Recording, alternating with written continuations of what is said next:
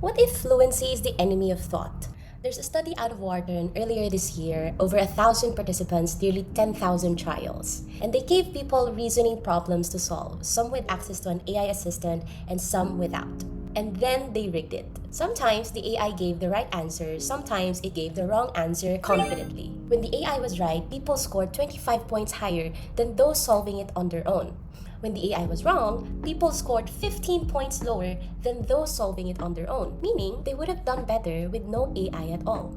And here's the part that gets me. The people who got it wrong, whose answers were shaped by a faulty AI, their confidence went up too.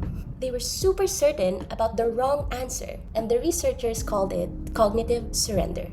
To understand why this matters, we need to go back 15 years ago. Daniel Kahneman, Nobel Prize winner, one of the most cited psychologists alive, he wrote the book called Thinking Fast and Slow.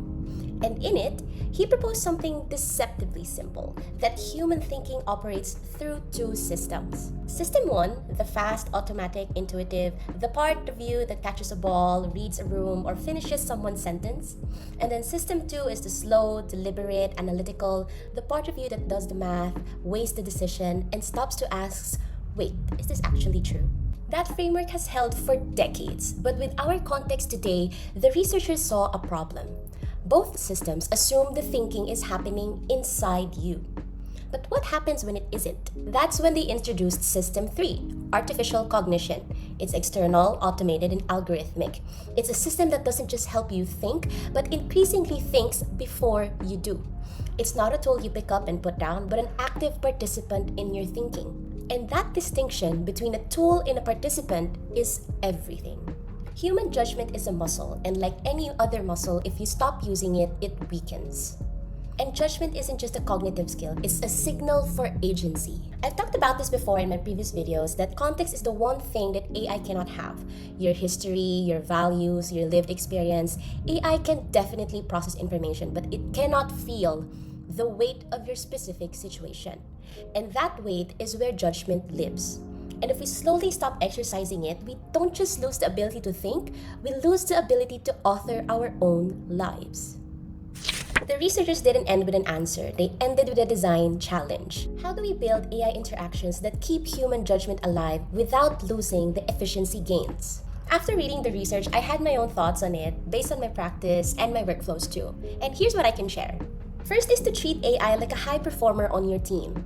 You don't just accept everything that they produce, you assess it. You check if it aligns with the direction that you're trying to go. High performers still need a leader, otherwise they would optimize toward the wrong thing.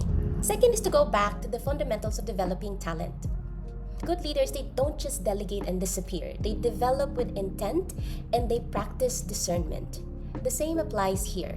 Every interaction with AI is an opportunity to exercise your own judgment. And third is to protect the vision before you engage. Be clear with your objective, know your decision points, and know what you're trying to produce. Because I think that's when surrender is most likely, when you're asking AI for direction instead of you giving the direction to the AI. Cognitive surrender is the loss of authorship over your own thinking.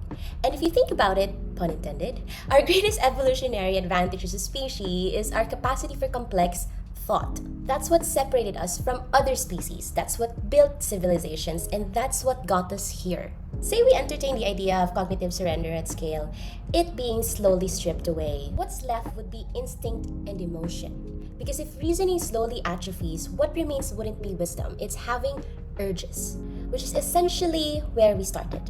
So I'm left wondering, is AI the next step in human evolution, or is it the beginning of us returning to our most primal selves?